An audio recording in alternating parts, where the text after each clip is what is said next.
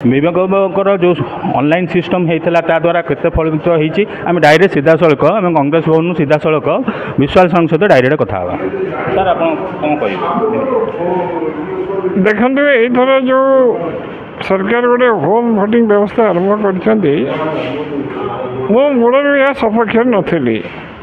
कारण मुझे चाहूली आमर जहाँ भी इंफ्रास्ट्रक्चर अच्छी आमर सिस्टम अच्छी यहाँ दिव्यांग अनुकूल हवा कथा एमती हवा कथा कि दिव्यांग माने सुरखुर घर जाकि गोटे इलेक्शन माने बूथ को जाकि भोट देकी आसीपारे किंतु गवर्नमेंट से ध्यान न देकरी दिव्यांग को गोटे घरे आइसोलेट करी से गोटे व्यवस्था कले जे घर जा भोट नहीं जाए तमाने आप इनडायरेक्टली जनवाई चाहिए जे दिव्यांग मैंने बाहर को जावाई सक्षम नुहति बाकी लोक सागे मिसाई से योग्य नुहति तो आप निज जो मुंडे जो मैंने आप जो दायित्व थिला रेस्पॉन्सिबिलिटी थिला कि गोटे सुगम व्यवस्था करने से हाथ झाड़ीदे आप कहते ठीक अच्छे आम लोक जी आप घर आप भोटा नहीं जाए मुझे भी यह सपक्ष नुहे कारण ये कौन हम यहाँ दिव्यांग मानकर सशक्तिकरण जमा माने गोटे पदक्षेप नुहे आपन जमते कहउचंदी जे भिन्नकवं को एटा गोटे टाइप रो स्वतंत्रीकरण नुह बा सेमाने तांकर निजुको गोटे अन्य टाइप रो फील करिवे जे आमे कोन आपणकर मेन मुद्दा होची सेटा जे आमर जो सरकार करिचंदी जे भिन्नकवं पई एई जो व्यवस्थाटी हेची घरु जाई सेमाने बूथ रे देई परिवे आ द्वारा माने केते आपन जो चतुर्थ पर्याय इलेक्शन भी आम सइलाणी आरंभ होबाकू अछि आम तृतीय सरी चतुर्थ आरंभ होबो अछि आपन चतुर्थ पर्याय इलेक्शन पई एटलिस्ट आपणकर कोन उपदेश रहिबो जे भिन्नकवं माने केमती सुरुखुर रे श्रृंखलित सहित निजर मतदानटी प्रसारण करें देखो 2019 बेड़ा को मो ऑल इंडिया एक्सेसिबल ने ऑल ओडिशा एक्सेसिबल इलेक्शन गोटे कोऑर्डिनेटर थी तो से आम फोकस थिला जे केमती प्रति बूथ गोटे रैंप हम गोटे व्हील चेयर रहीपर जमती माने भिन्नक्षम लोक मैंने आराम रे सुरक्षित जाइए भोट दान करें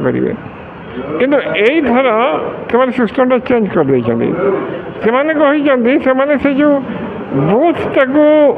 माने एक्सेसिबल न करी कि से माने रिसोर्स खर्च न करी से कहले भिन्नक्षम लोक घर आम भोटा नहीं जीवु कार्यकारी कि माने तार गोटे सिस्टम थी आप ऑनलाइन अप्लाई करेंगे आप देखो भिन्नक्षम लोक मैंने होती सबुठ पछुआ वर्ग से मैंने एत शिक्षित नुहति से मैंने एत एवेयर नुहति तो यार गोटे सिस्टम थी ऑनलाइन आप अप्लाई करेंगे रजिस्टर करेंगे आप निजक पक्षभुक्त करेंगे तापर से घर को आसवे तो से तो मुझे जानी बहुत लोग से करे खाली बहुत ही माने लिमिटेड पढ़वा जानी लोक ही तार माने एभेल कर फैसिलिटी को किंतु ता बाहर मुझे कहबी आम कहीं कौटी आम माने गोटे इनक्लूसिव एजुकेशन आरंभ कले आम चाहिए तो पिला घरे ट्यूशन मास्टर रखी पढ़े था आम कहले कि आउ जो 50टा नॉर्मल पिला पढ़ुंट संगे जो 5टा भिन्नक्षम पिला जो पढ़े तो संगे भितर जड़े बोली फिलिंग हम एका संगे पढ़ी पारे एका संगे पढ़ी पारे तो सेमती जदि गोटे लोकटे आउ 100टा लोक संगे जदि जाइए भोट दे पार से गोटे तो आत्मसम्मान तो आत्मगर्व को गोटे सुदृढ़ करने से गोटे बड़ पदक्षेप कि घरे आइसोलेट कर दौरान एकुटिया कर दौरान माने it is a process of exclusion मुझे कहबी आप समाज मुख्य सूत्र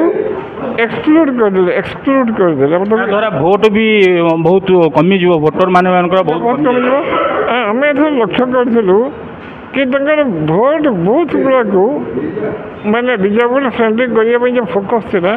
से नाला कारण से मैंने यही हिसाब से गोटे माने गला बाट काढ़ी रेस्पॉन्सिबिलिटी को हटेगा ନା ଏଥର ଆମେ ଯେଉଁ ଦେଖିଥିଲୁ ତୃତୀୟ ପର୍ଯ୍ୟାୟ ଇଲେକ୍ସନରେ ଆମେ ସବୁ ବୁଥ୍ ୱାଇଜ୍ ବୁଲୁଥିଲୁ, ଆମେ ଆପଣଙ୍କୁ ଭିଜୁଆଲ୍ ଦେଖେଇଥିଲୁ, ଆମର ବି ଇଏ ଥିଲା। ଆମେ ଦେଖିଥିଲୁ ଭିନ୍ନକ୍ଷମ ପାଇଁ ସେମାନେ ହ୍ୱିଲ୍ ଚେୟାର କରିଥିଲେ, ଗ୍ଲୁକୋନ୍ ବ୍ୟବସ୍ଥା କରିଥିଲେ, ପାନୀୟ ବ୍ୟବସ୍ଥା ବି କରିଥିଲେ, କିନ୍ତୁ ଭିନ୍ନକ୍ଷମଙ୍କ ମତଦାନ ସଂଖ୍ୟା ବହୁତ କମ୍ ଥିଲା। ଆମେ ଯେତିକି ଭିଜୁଆଲ୍ ନେଇଥିଲୁ, ଆମେ ଯେତିକି ବି ଇଏ କରୁଥିଲୁ, ଭିନ୍ନକ୍ଷମ ମତ ଭିଜୁଆଲ୍ ମାନେ ବହୁତ ଇଏ କମ୍ ଥିଲା, ମାନେ ସଂଖ୍ୟା କମ୍ ଥିଲା। ଆ ଦ୍ୱାରା ଆମେ ବହୁତ ଦେଖୁଥିଲୁ ବୋଧେ 100କେ ଗୋଟେ ଜଣେ ଭିନ୍ନକ୍ଷମ ଆସୁଥିଲେ ଯେଉଁଟାକି ହ୍ୱିଲ୍ ଚେୟାରରେ ବସି ଯାଉଥିଲା। ଆଇଦର ସେ ଭିନ୍ନକ୍ଷମ ହେଇପାରନ୍ତି କିମ୍ବା ସେ ତାଙ୍କ ସ୍ୱାସ୍ଥ୍ୟ ଅବସ୍ଥା ବି ଖରାପ ଥାଇପାରେ, ହ୍ୱିଲ୍ ଚେୟାର ବି ବ୍ୟବହାର କରିପାରନ୍ତି। କିନ୍ତୁ ଆପଣଙ୍କର ଯେଉଁ ମତ ଦେଲେ ଯେ ଭିନ୍ନକ୍ଷମ ପାଇଁ ଯେଉଁ ଶିକ୍ଷିତ ଏତେ ଏଜୁକେଟେଡ୍ ନୁହଁ ଯେଉଁଟାକି ଅନଲାଇନରେ ଆପ୍ଲାଏ କରିକି ଯେଉଁଟା ଦେବା ସେଇଟା ଗୋଟେ ମୁଦ୍ଦା ହେଇପାରେ। ଆପଣ ଚତୁର୍ଥ ଇଲେକ୍ସନରେ ଆମ ଚତୁର୍ଥ ପର୍ଯ୍ୟାୟ ଇଲେକ୍ସନରେ ବା ଶେଷ ପର୍ଯ୍ୟାୟ ଇଲେକ୍ସନ ଓଡ଼ିଶାର ଆପଣ କ'ଣ କହିବେ ଯେଉଁଟାକି ଭିନ୍ନକ୍ଷମ ପାଇଁ ଆଉ ଟିକେ ପ୍ରଭାବ ପଡ଼ିବ? ଦେଖନ୍ତୁ, ଆପଣ ଯଦି ସେମାନେ କେମିତି ଭୋଟ ଦେଇଯିବା କଥା କହୁଛନ୍ତି, ତ ମୁଁ କହିବି ସବୁବେଳେ ମୋତେ ଖୁସି ଲାଗେ ଯେତେବେଳେ ଆଉ 100ଟା ଲୋକ ସାଙ୍ଗେ ମୁଁ ଯାଇକିରି ଭୋଟ ଦିଏ। ମୁଁ ସେତେବେଳେ ଏମ୍ପାୱାର୍ଡ଼ ଫିଲ୍ କରେ। ମୁଁ ଯଦି ଘରେ ଗୋଟେ କୋଣରେ ଏକଲା ଭୋଟ ଦେବି ମୋତେ ସେତେ ଭଲ ଫିଲିଂ ଆସିବନି। ମୋ ବ୍ୟକ୍ତିଗତ କଥା କହିଲି ଯେ ସରକାରର କାମ ହେଉଛି ସଦାବେଳେ